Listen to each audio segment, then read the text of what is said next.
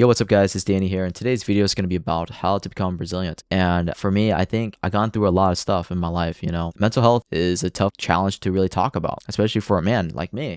Especially in my 20s, I don't really have a lot of friends in college. I don't have a lot of friends in high school. I kept some couple of friends there and there, but they're not the only people that I rely on. And it's mostly because I have a trend of being codependent on people, if that makes sense. I would use them in order to feel validated, and that doesn't come across natural to myself.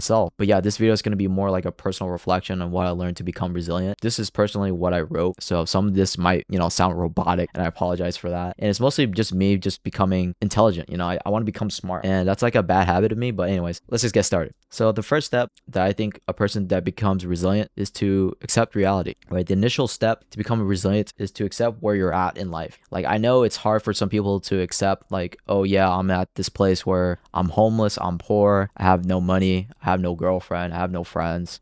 There is a truth to the matter that, yeah, your life is tough. My life is tough too. It's hopeless, it's painful. But also life can be beautiful, peaceful, and a fruitful one. It's beautiful in the sense of the aspect that, I have friends, I have family, I have siblings, I have my belongings with me. It's peaceful that sometimes I can go outside, go on a walk, look at the sunset and see the environment where I'm, living at.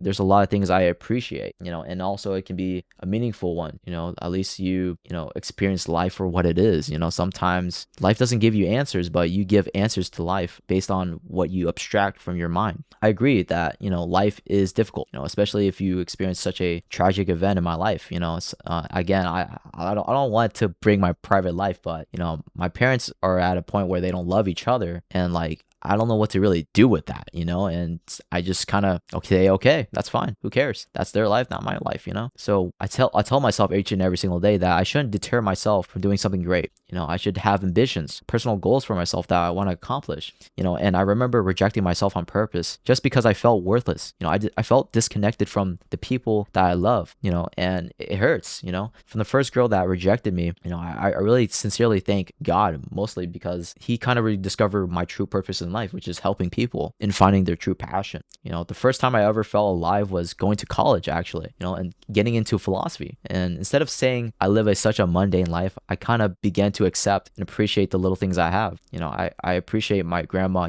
giving me money, even though I told her you don't have to give me money. It's not your money, it's not my money, it's her money. And she's like, I'll give you 1,000. I'm like, bruh, and it's whatever. But what I'm trying to say is that without accepting the tragedy in your life, you wouldn't be the strongest person you are today. So resilient people aren't afraid of reality because they need feedback. You need experience from learning things in the external world. They're not afraid of changes because ultimately the universe is destined and created to transform. And my third point is to do hard things on purpose. Think about it. If you want to become successful, become rich, become a millionaire, you have to do things that are unconventional to the average human being.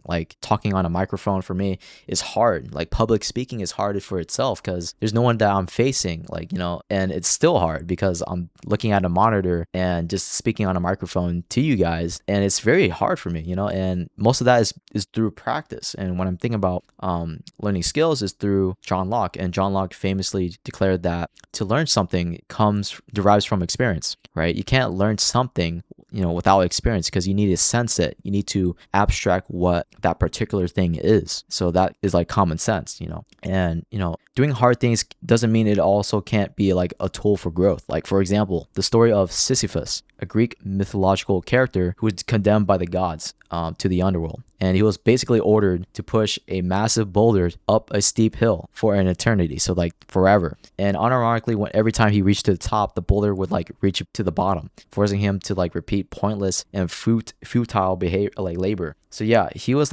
basically cooked. The minute he stepped in, he didn't want to do this, but the gods forced him to do it.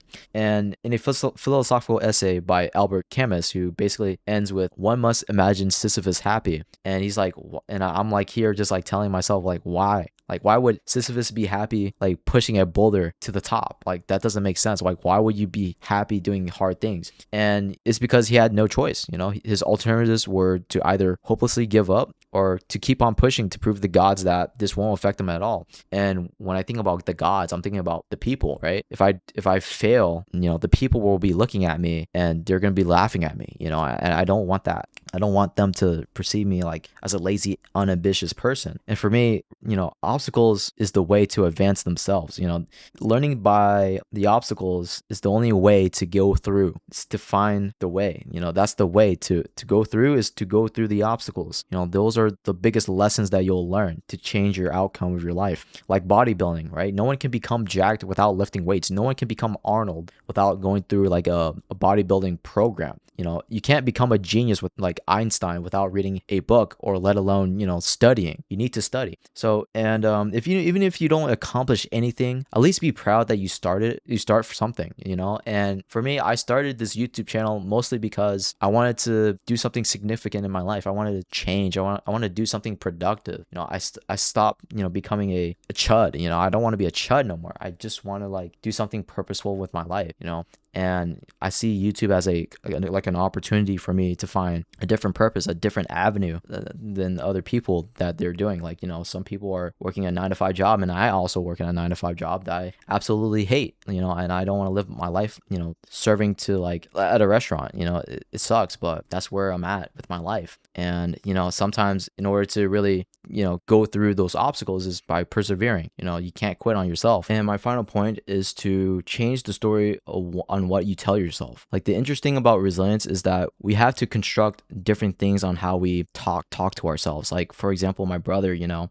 I know, again, sorry for like sharing you guys with like personal, anecdotes. Like, I usually don't do that, but my brother, he's like very depressed, and every day, his mental condition gets worse. Like, he's not able to do something, and I feel bad for him. I really genuinely feel blessed that, I'm able to really think and, help my brother. But sometimes you can't help the people that we love, and it's mostly because that's life.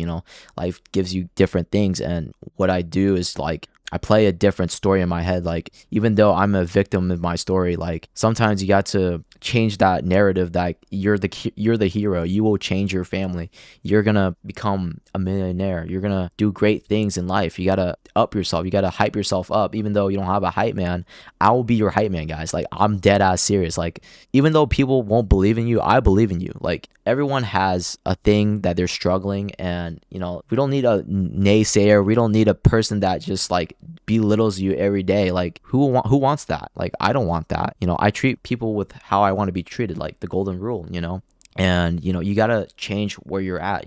I could describe myself as a college student who feels hopeless, unattractive, and insecure. And if I do that, those words can kind of impact negatively in a way that you perceive yourself into the world. And most research studies have proven that. It's common sense. Like, you can't tell yourself like you're unattractive. For myself, I'm unattractive in the sense that I have acne scars, right? Some of them can't be cured from dermatologist like products.